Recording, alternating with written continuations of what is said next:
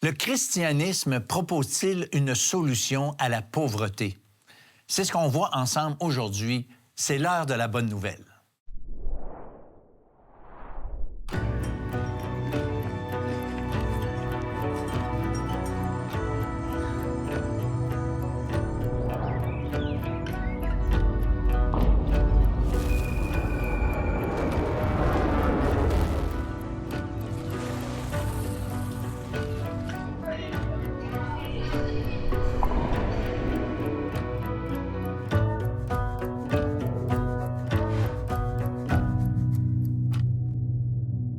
Bonjour, bienvenue à l'heure de la bonne nouvelle. On parle du christianisme, à savoir si le christianisme est toujours pertinent aujourd'hui. Et aujourd'hui, on aborde la question de la pauvreté. Qu'est-ce que la Bible a à dire sur la pauvreté? Alors, Martin Lébreux qui est avec moi. Salut François. Sébastien Morin, Jean-Sébastien Morin qui est avec moi. Alors, salut les gars. Salut. On a grandi ici au Canada avec une certaine perspective de ce qu'est la richesse et de ce qu'est la pauvreté. Si je vous demande à qui vous pensez quand vous entendez le mot « riche ». Elon Musk. OK. Bill Gates. François. Oh, ben dans cette gang-là, l'autre Salomon. est décédé, Apple, Mais Steve Jobs. oui, Steve Jobs. on ne penserait pas à soi. En tout cas, moi, quand je pense au mot « riche », je me dis pas hey, « moi, je suis riche ». Probablement que personne va penser à soi. Mais quand on se compare avec la majorité du monde, en fait, les gens partout ailleurs, pas partout, mais la majorité du monde ailleurs dans le monde, quand on leur dit le mot « riche », ils vont penser à nous, ici, en Amérique. Parce qu'on a la nourriture, on a le vêtement, on a un système de santé, on a l'eau potable. En fait, on est riche. Alors, quand on pense au mot « riche », on peut penser à un millionnaire dans sa villa. Mais au final, quand on regarde tout ce qu'on a, on est plus riche que la majorité du monde partout sur la planète. Puis je vous lis ce que deux professeurs d'économie ont écrit à propos de ça. Ils disent ceci: « À aucun moment de l'histoire, il n'y a eu de plus grande disparité économique dans le monde qu'à présent. À tout point de vue, nous sommes les personnes les plus riches qui aient jamais marché sur la Terre. » Alors, ça remet notre perspective à sa place, avec ce qu'on a appris, ce qu'on a vu. Des fois, il y a des versets qui apparaissent dans la Bible. Tu sais, tu lis, puis tu n'as jamais remarqué ce verset-là avant. Puis à un moment donné, je suis tombé sur un verset qui disait « Si vous avez le manger, le boire et le vêtement, contentez-vous de ce que vous avez. » Puis ça m'a amené que quand je relis « Vous les riches », je le remplace par « Vous qui avez le manger, le boire et le vêtement. Puis là, ça change la perspective parce que tu te rends compte qu'ils disaient « Malheur à vous les riches parce que vous ne prenez pas soin de ça. » Puis là, tu te rends compte que c'est à toi qui parle. Je suis comme C'est ça, la pauvreté, qu'est-ce que c'est? Bien, c'est ce qu'on a demandé dans la rue. Qu'est-ce que la pauvreté pour vous? La pauvreté, c'est des gens qui travaillent pas.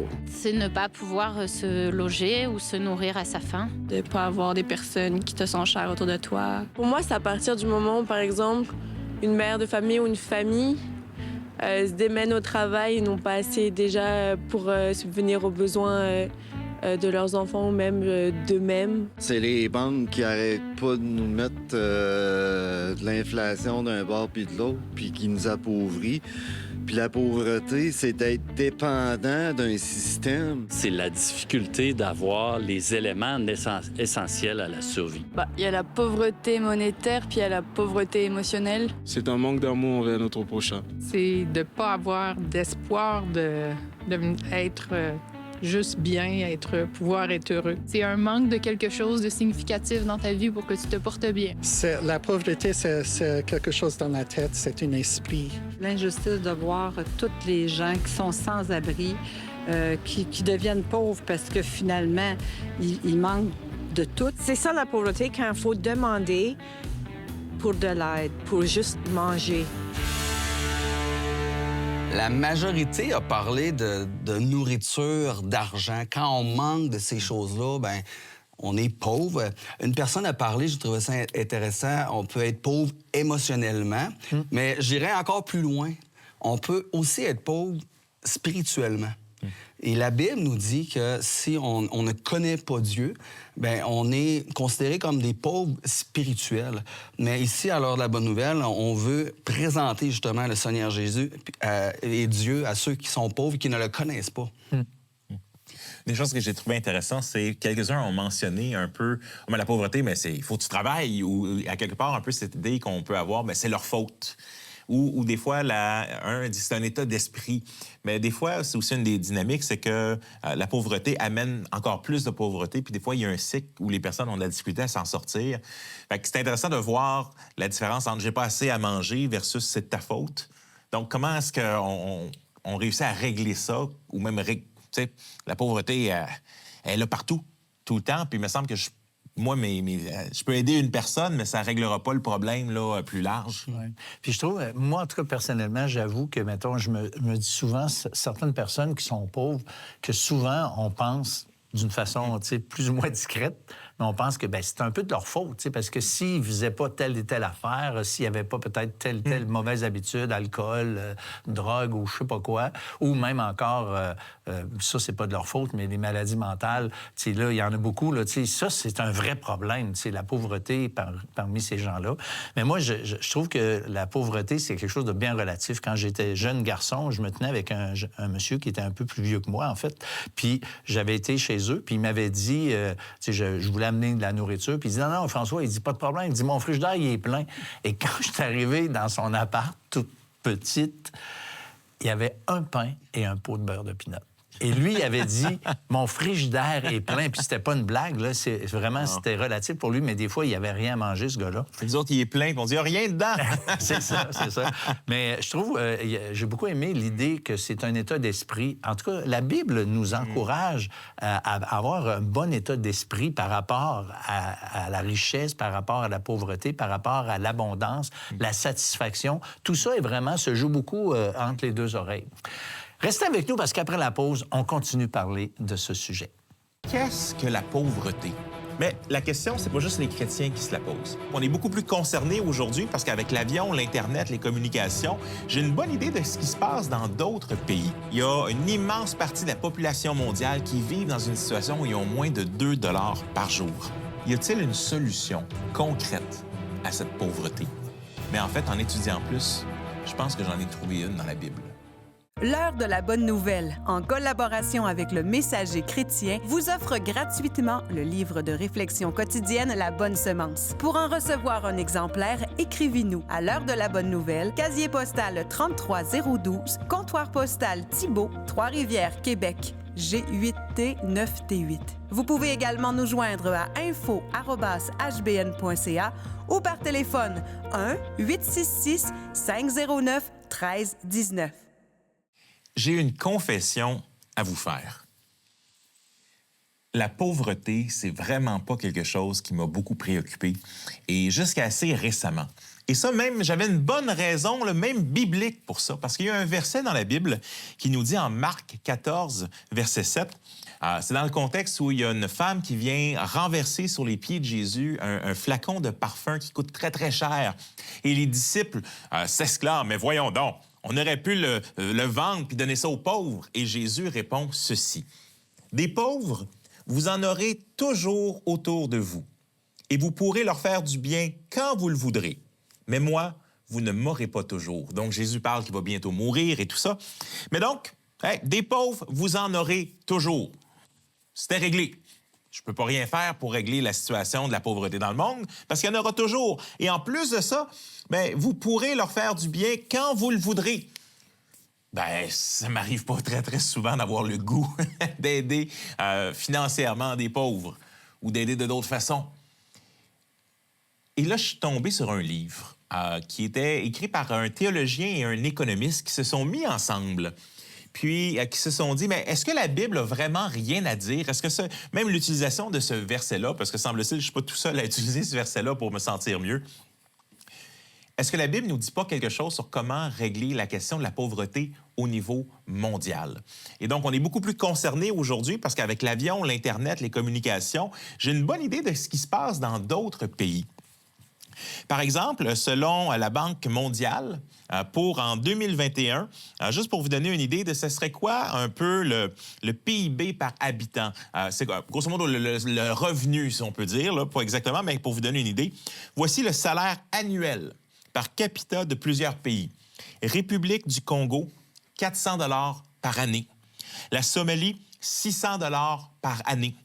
Éthiopie, 1 200 par année. Haïti, 1 300 Pakistan, 2 900.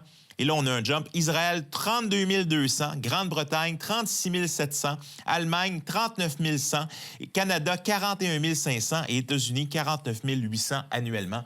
Donc, le salaire annuel par capita. 400 $ par année. Il y a Bill Gates qui a fait une série de petits documentaires d'à peu près 2 minutes qui s'appelle Gate Notes, dans lequel il regarde des situations de gens à travers le monde qui vivent avec 2 $ par jour. Et ça, quand on parle de la pauvreté, il y a une immense partie de la population mondiale qui vit dans une situation où ils ont moins de 2 $ par jour. Wayne Grudem va dire dans ce livre ceci, il va dire ceci. Dans un monde où Dieu a créé une surabondance de ressources, le fait qu'autant vivre dans la pauvreté est non seulement inexcusable, mais c'est un péché. Et nous avons une part de repentance à assumer en tant que chrétiens.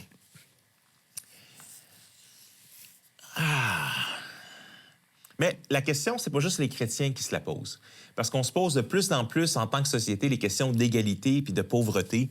Mais alors que plusieurs des pays, d'autres pays comme la Chine, par exemple, qui étaient plus pauvres historiquement, mais commencent davantage à avoir plus de ressources, à vouloir consommer davantage, les prix doivent être plus compétitifs, ça nous amène à nous à devoir descendre nos salaires parce qu'il y a plein de gens au travers le monde qui vont être prêts à le faire pour moins que nous. Et là, à quelque part, il y a comme est-ce que je suis prêt, moi, à recevoir moins afin qu'il y ait une plus grande égalité sur la planète? C'est une bonne question. Mais qu'est-ce que la pauvreté? Mais bien sûr, il y a cette extrême pauvreté on parle de 2 $ par jour, mais il y a aussi une pauvreté dans notre propre société. Plusieurs l'ont mentionné dans le Vox Pop. Ne pas être capable de manger et de boire, d'être capable de mettre un logement, un toit sur notre tête. Alors oui, on a beaucoup dans notre société québécoise et canadienne, particulièrement des mères monoparentales qui ont de la difficulté, même avec des fois 2 emplois, à réussir à arriver à répondre aux besoins de leur famille. Mais une des questions que je me suis posée, c'est même dans mon église ou dans mes petits groupes, si quelqu'un avait vraiment besoin de quelque chose, est-ce que je le saurais vraiment? Parce que dans le fond, on aime donner l'impression aux autres qu'on est autosuffisant puis qu'on a plein de bébelles. Puis la réalité, c'est qu'on a plein de bébelles. Je me rappelle, en tant qu'étudiant, j'avais un petit appartement sur le bord de l'eau à la Rive-Sud, puis là, je regardais le nombre d'instruments de musique, d'ordinateurs, de jeux vidéo, de ça que j'avais. Puis je me disais, j'ai beau être, en guillemets, sous le seuil de la pauvreté au point de vue qu'est-ce que c'était canadien, mais je suis profondément riche, plus riche qu'une bonne partie de toute la planète. Et la richesse biblique, un auteur du Nouveau Testament va dire, si vous avez le manger, le boire et le vêtement, contentez-vous de cela. Puis quand je regarde tout ce que j'ai, puis je regarde tout ce qu'on peut faire comme différence, bien, je me dis, les riches, comme Martin le disait un peu au départ, les riches, si je regarde dans le miroir, c'est moi, c'est beaucoup d'entre vous. Y a-t-il une solution concrète à cette pauvreté? Dans le livre, Grudem et son collègue arrivent grosso modo à la solution. Il faut grosso modo devenir des Américains. Avoir une liberté de presse, puis une liberté de marché. Mais la réalité, c'est que tu regardes les États-Unis puis tu te dis, c'est pas un pays où il n'y a pas d'inégalité puis pas d'injustice. Mais alors, est-ce que c'est impossible d'arriver à une solution à la pauvreté? Mais en fait, en étudiant plus, je pense que j'en ai trouvé une dans la Bible. C'est exactement ce qu'on va voir dans notre prochain bloc ensemble. Vous avez des questions ou des commentaires sur ce que vous venez d'entendre? Contactez-nous par téléphone ou réagissez sur les médias sociaux.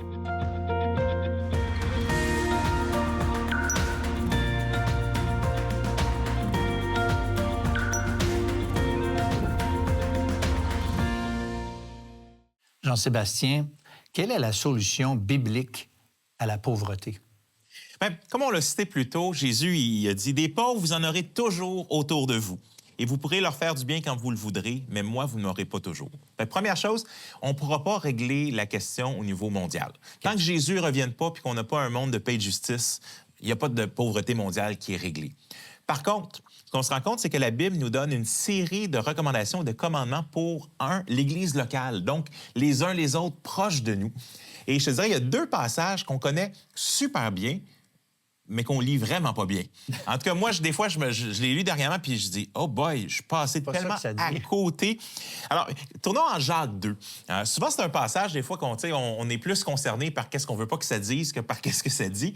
Mais prenons le temps de voir, il parle dans ce contexte-là, c'est quoi une foi sans les œuvres? On va dire, une foi, on est sauvé par la foi seule, mais cette foi-là, elle a des fruits. Mais c'est quoi les fruits que, quand tu crois en Jésus, que tu devrais voir dans ta vie? Puis ici, Jacques pose cette question-là.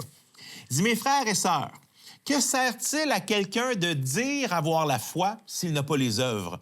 Cette foi peut-elle le sauver? Puis là, il donne un exemple, et c'est l'exemple qui me dérange. Si un frère ou une sœur sont nus et manquent de nourriture de chaque jour, et que l'un de vous leur dise « Hey, pars en paix, mettez-vous au chaud, rassasiez-vous », sans pourvoir à leurs besoins physiques, à quoi cela sert-il? Il en va de même pour la foi. Si elle ne produit pas d'œuvre, elle est morte en elle-même. Puis ce qui me marquait, c'est que je me suis rendu compte que dans ma tête, si tu m'avais posé « Hey, Jacques 2, ça parle de quoi? » Je faisais un merge entre deux passages bibliques. Parce qu'il y a un autre passage dans les Évangiles où Jésus nous donne l'exemple. Si quelqu'un t'arrive de nuit, puis cogne à ta porte, puis dit « Hey, il me manque de bouffe, je reçois quelqu'un, peux-tu me donner quelque chose? » Bien, il dit, même si c'est juste pour qui s'en va, tu vas lui donner. Mais là, je me suis rendu compte que dans ce passage-là, qui parle de la foi sans les œuvres, on va dire, il utilise la nourriture de chaque jour. Il parle de vêtements et de nourriture. Puis il dit, si tu ne l'aides pas, si tu ne pourvois pas aux besoins physiques des gens autour de toi, bien, à quelque part, c'est comme si tu avais une foi sans les œuvres. C'est ça. Le christianisme biblique transforme en profondeur la vie de la personne. Et même par rapport à l'aide autour de nous, quand tu es vraiment sauvé par la grâce de Dieu, tu as le Saint-Esprit en toi, il y a une différence fondamentale par rapport à notre attitude face aux besoins des autres autour de nous. Tu sais, il y a un autre verset en Éphésiens 4. Je te dis, moi, ça m'a fait lire, réfléchir à la pauvreté, ça m'a fait apparaître des versets. Mais Éphésiens 4 dit ceci, que celui qui volait, donc il parle des fois, non, tu ne croyais pas en Jésus, tu crois en étant en Jésus, il dit que celui qui volait cesse de voler. Ça, on est tous d'accord avec ça. Qu'il se donne plutôt la peine de travailler honnêtement de ses propres mains. Ben oui, hein? Puis nous, on se dit, afin qu'il y ait de quoi pourvoir à ses besoins. Mais le texte dit... Donc, qu'ils prennent la peine de travailler honnêtement de ses propres mains pour avoir de quoi donner à celui qui est dans le besoin. C'est pas tout à fait ton projet. Fait que là, tu passes de voler, les gars, à en donner à des inconnus ou à des gens, tu sais, autour. Puis c'est là que je me suis rendu compte, il y a comme un pattern où ça revient toujours, cette idée de prendre soin, de donner. Et c'est là que, tu sais, il y a un autre verset, « Cherchez d'abord le royaume de Dieu et sa justice, et tout le reste, le manger, le boire et le vêtement vous sera donné. » Et ça, c'est un de mes versets, je ne niaise pas, c'est un de mes versets favoris depuis que je suis ado puis que je vais dans des camps chrétiens et tout ça. Mais là, des fois... lire le contexte, ou des fois dans les évangiles, donc Jésus n'a probablement pas enseigné ce passage-là une seule fois. Dans Luc 12, tu as Jésus qui raconte, puis là, il y a un autre détail qui est mis en lumière, qui se dit, oh, t'as une minute, moi, je n'avais pas vu ça. Luc 12, verset 29, « Et vous, ne cherchez pas ce que vous mangerez, ni ce que vous boirez, ne soyez pas inquiets. En effet, tout cela, ce sont les membres des autres peuples du monde qui le recherchent, donc les gens qui ne connaissent pas Dieu. Votre Père sait ce que vous avez besoin. » Jusqu'à maintenant, tout va bien, ça ressemble à ce qu'on est habitué d'entendre. « Recherchez plutôt le royaume de Dieu et tout cela vous sera donné en plus. » Mais je mets ma confiance en Dieu, puis Dieu, il prend soin de moi. Amen. Mais là, n'aie pas peur, petit troupeau, car votre Père a trouvé bon de vous donner le royaume. Ça va bien, bon, je cherche le royaume, il veut nous le donner. Vendez ce que vous possédez et faites don de l'argent. Faites-vous des bourses qui ne s'usent pas, un trésor inépuisable dans le ciel où le voleur n'approche pas et où la mythe ne détruit pas. En effet, là où est votre trésor, là aussi sera votre cœur. Mais là, moi, ce qui me dérange, là, tu me vois-tu venir? Oui. Vendez ce que vous possédez et faites don de l'argent. Là, c'est parce que moi, j'en possède. J'ai beaucoup, tu sais, je suis pas un ultra riche, là, à Bill Gates, là. Mais quand je... Hey, t'as une minute. S'il était sérieux, souvent Jésus parle par hyperbole, mais même si c'est OK, mais c'est quoi qu'est-ce que ça veut dire? Ouais. C'est là que tu te rends compte que ici, Dieu nous avait donné ce blueprint-là pour régler complètement la pauvreté dans l'Église locale. Tu sais, en voulant dire, on a des mères monoparentales qui ont de la difficulté à arriver. Pourquoi est-ce qu'on ne s'assirait pas? Comment, en tant que communauté, là, on peut les aider soit avec un retour au travail, soit en gardant leurs enfants, soit en les aidant financièrement. Tu sais, il y a une liste en 1 Timothée 5 où il y avait des veuves. Il n'y a pas un filet social comme on a aujourd'hui. Puis il y avait une liste sur qu'est-ce que les veuves que tu peux supporter versus les veuves que non, ils n'ont pas un certain âge. On se rend compte qu'il y avait un système dans l'Église locale où on va prendre soin. Tu sais, les gens vont dire, mais là, les gens vont abuser. OK. Puis, Dieu jugera. Ouais. Mais en bout de ligne, donner à celui qui te demande. Ouais. Fait que je pense qu'il y a vraiment une réflexion qui se pointe là, envers mon propre cœur en premier. Ouais. Mais qu'est-ce qui arriverait si on prenait au sérieux de dire comment est-ce que, en tant qu'Église, là où on est, comment on peut prendre soin que tout le monde dans l'Église a ses besoins répondus? Ouais. Puis pour tout en sachant qu'il y a des balises, tu sais, t'as l'apôtre Paul qui va dire si quelqu'un ne travaille pas, qu'il ne mange pas non plus. Ou ne veut pas travailler. Oui, fait que c'est peu. En voulant dire, je suis d'accord, en voulant dire, il y a des temps où on est malade, où on peut pas travailler. Mais l'idée, c'est. Fait qu'il y a une balise, là. Fait que c'est pas que tu vis sur le crochet des autres. Ouais.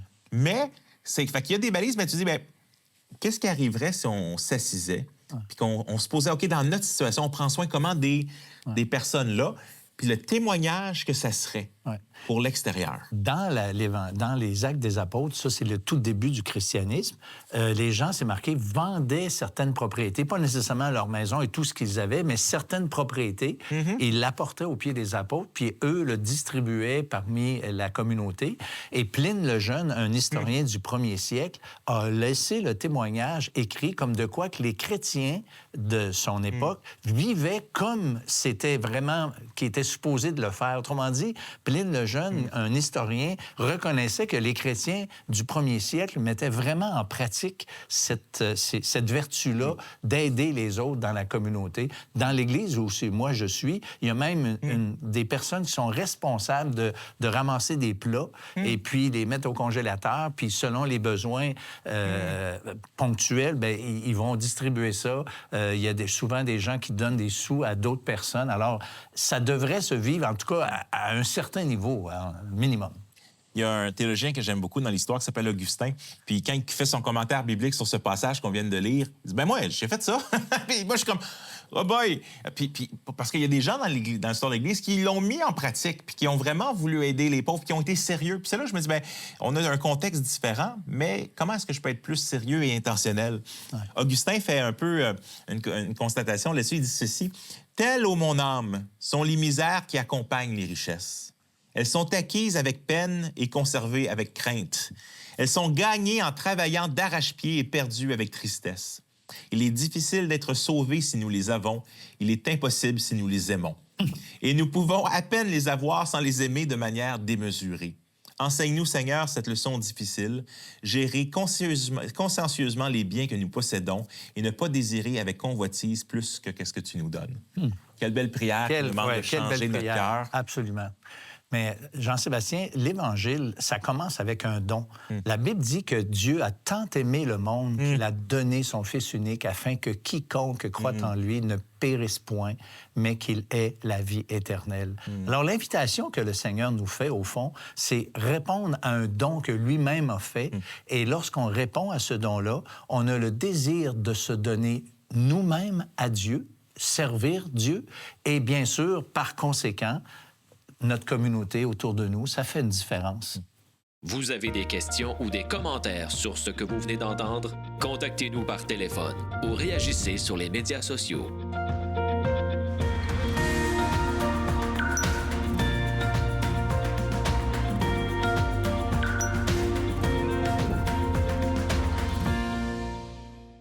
Le site web de l'Heure de la Bonne Nouvelle vous permet de revoir les émissions de la série en cours et de visionner celles des années précédentes. Dans la section « Liens utiles », nous identifions plusieurs liens Internet donnant accès à du contenu évangélique de qualité sur le web. On y retrouve une tonne de moyens concrets pour vous aider à poursuivre et enrichir vos réflexions. Dans la section « Restons en contact », nous vous proposons 2 manières faciles pour entrer en contact avec nous, soit le Perron d'Église et les groupes de discussion « Je suis deuxième ».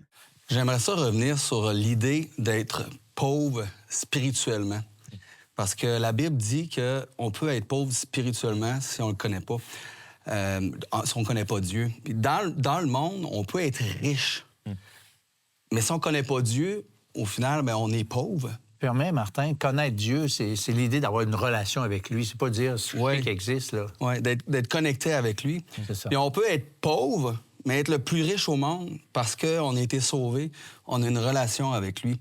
Puis moi, c'est un verset qui me vient toujours en tête quand on parle de pauvreté spirituelle, qui est Matthieu 5, verset 3, qui nous dit « Heureux les pauvres en esprit, car le royaume des cieux est à eux. » Donc, heureux les pauvres. Bien, heureux, ceux qui sont pauvres, c'est ceux qui reconnaissent leurs besoins spirituels de Dieu, ceux qui reconnaissent qu'en eux-mêmes, ils sont incapables. Donc, je suis pauvre spirituellement, j'ai besoin de toi, et je me tourne vers le Seigneur Jésus-Christ qui a accompli à la croix l'œuvre, et je deviens son enfant.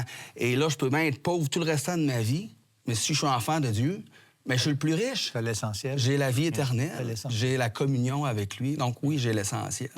Je pense qu'il y a un mouvement intéressant aussi dans l'Écriture. Il se parle « Jésus-Christ s'est fait pauvre de riche qu'il était ». Tu sais, Dieu a tant aimé le monde qu'il a donné. Il y a cette idée de, à quelque part, même chose qu'en Jacques 2, il donne que c'est un fruit de la foi. Donc, on connaît Jésus, vous avez connu l'amour en ce que Christ est mort pour vous. C'est un amour sacrificiel. Fait qu'à quelque part, quand on connaît Dieu, mais je pense qu'une des fruits directs que la Bible nous dit, c'est qu'on devient généreux. C'est pas juste une question d'argent, c'est une question de don de soi. Jésus a dit, il n'y a pas de plus grand amour que de se dessaisir de sa vie pour ses amis. Fait qu'il y a vraiment ce mouvement-là. Je pense que moi, la réalisation, c'est que je me suis dit, bien, moi, je suis chrétien depuis des années, puis à un moment donné, je dirais, est-ce que j'ai un cœur généreux? Puis de dire, hey, j'ai besoin de ressembler plus à Jésus. Seigneur, aide-moi. Puis fait connaître plus Dieu m'amène à dire, hey, je remets en question qu'est-ce qui était dans mon propre cœur, puis de m'accrocher à mes richesses puis à mes choses. Ouais.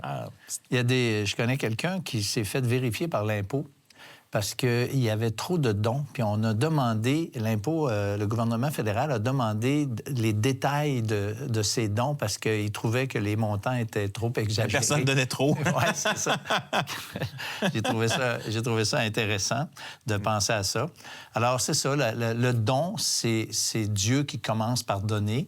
On est appelé à se donner, comme on l'a dit plus tôt. Et éventuellement, la troisième étape, donner aux autres. C'est la recette évangélique, si vous voulez, du don. Et nous, on vous dit merci d'avoir été avec nous. J'aimerais remercier ceux qui nous écrivent, ceux qui communiquent avec nous sur une base plus ou moins régulière, les commentaires que vous nous faites, même s'ils sont un petit peu négatifs. On les prend, on les considère. On n'est pas parfait, on le sait, mais justement, on est convaincu que Dieu utilise des choses faibles du monde pour que lui puisse être glorifié et honoré à travers tout ça. Alors, on vous dit merci vraiment d'avoir été là avec nous et on vous dit au revoir et à la semaine prochaine pour une autre émission de l'heure de la bonne nouvelle. Oh, le travail, hein? On s'en sort pas. En fait, le travail, c'est une lutte constante qui commence quand on est au secondaire. Tu veux être quoi? Mais il y a quand même quelque chose qui revient par rapport au travail de nos jours, c'est qui est associé à notre identité. Je fais un travail, donc je suis ce travail-là.